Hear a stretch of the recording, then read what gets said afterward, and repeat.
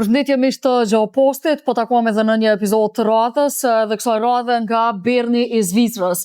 Do të vazhdojmë të flasim për narrativat propaganduese. Kësaj radhe kemi një gazetare e cila është në mediat zvicerane për më shumë se 16 vjet. Ana Jikhareva, reportere në woz, është sot me ne në the Geotalks. Anna, thank you very much for your time. Thank you for inviting me. From a Swiss perspective, how do you see propaganda today? Is it growing or changing? I think it definitely is growing everywhere, not only in Switzerland, but I guess all over Europe. And yes, I guess it changes with the wider use of social media. Of course, it changes, but propaganda has been there before, of course, as well. I mean, the Soviet Union used propaganda as well. So I think the way how it gets distributed has changed or is changing, but the propaganda itself stays the same probably. Yes, it's same everywhere. Yes, I think so. Switzerland is known for strong and trusted media. What helps to build that trust? What do you think?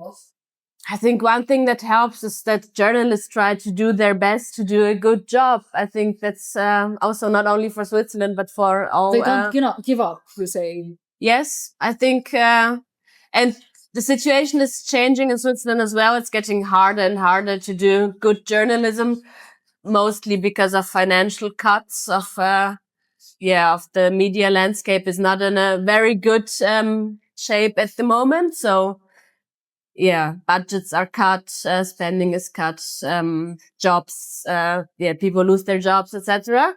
And this, of course, does not help to build trust. If people have less time to, and have to, I don't know, have less time to do their articles or their TV shows or whatever. So I think it's not professional journalism. I think one thing that helps to have trust is also that media companies invest in journalism and give their journalists. Are they doing that?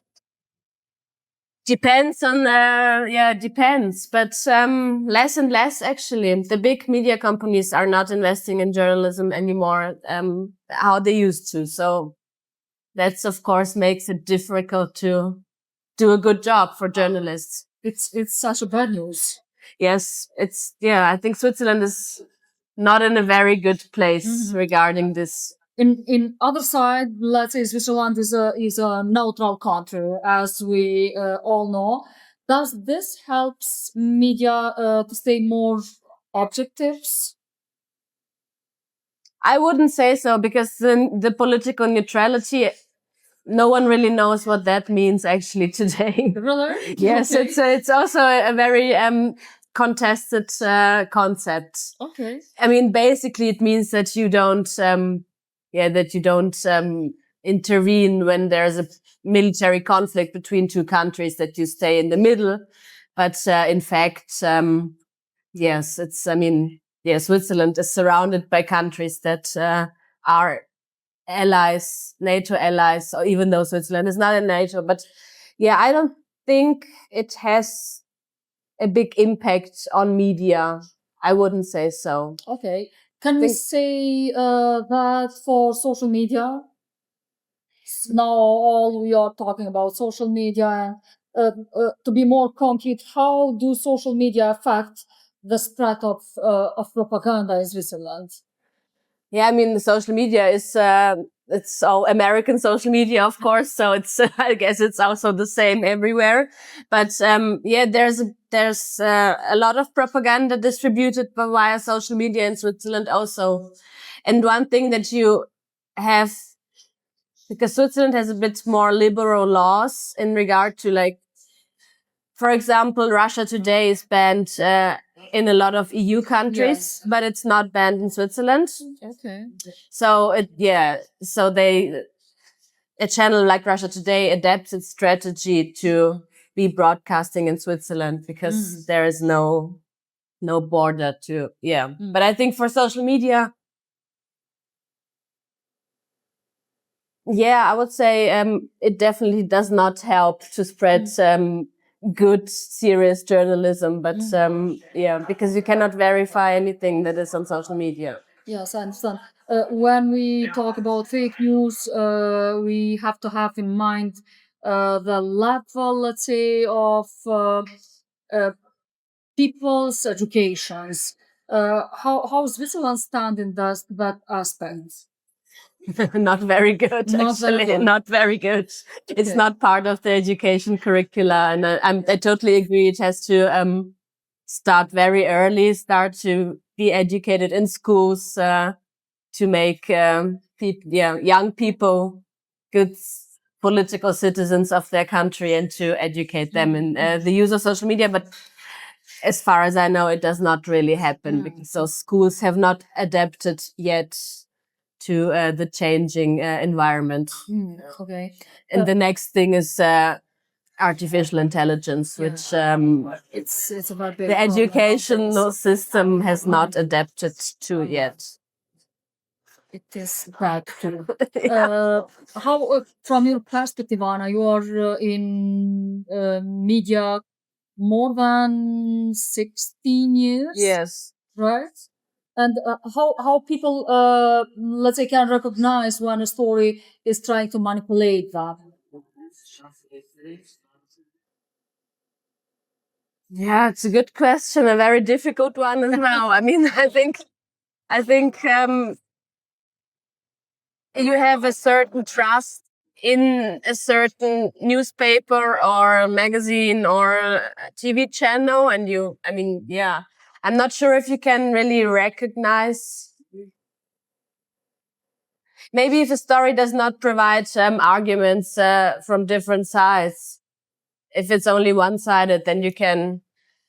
Yeah, but then there comes this education argument again that if people are not educated well enough to and don't have immediate training that they receive in schools or in universities or wherever, then it's harder to realize, of course. Do journalists in Switzerland feel pressure when reporting on, let's say, sensitive topics? I'm not sure what sensitive topics does mean concretely in Switzerland. If you can explain that. There is definitely pressure from big companies. If you report on misbehavior or corruption or things like that. Okay. Yes, there is the pressure that they sue you. And of course, they have like this very fancy big law companies that assist them. And if you're a journalist from, for example, for us, we're not a very big newspaper. For us, it would be very expensive to be sued by a transnational company. So I think this is a very real pressure that journalists feel. Yeah. And do they do often that? Yes, there are. Yes, there are. There are some. Now and then there are some trials also. Yes, I think that's a big problem. But I also would say that's not specific for Switzerland. Also, so that big companies try to influence what is being written or reported about them. I think. What do you think, Anna? What is one thing journalists must do to protect the truth? I think what we as journalists can do is to try to do our best to be journalists. Yes, it's a simple and hard answer at the same time. I think, to stick to our ethics, how we do the job. I think this is the only thing we can do as journalists. I mean, good journalists. Yes, professional journalists. Yes, because I think people will recognize the difference between a fake news story or a story that is written by AI or a story that's written by a real human being. I think people are not stupid. They will recognize what is good journalism, or at least I hope so. I don't know. Yes, I hope so too. It's very important to hope so. Thank you very much. Anna. Thank you. Thank you.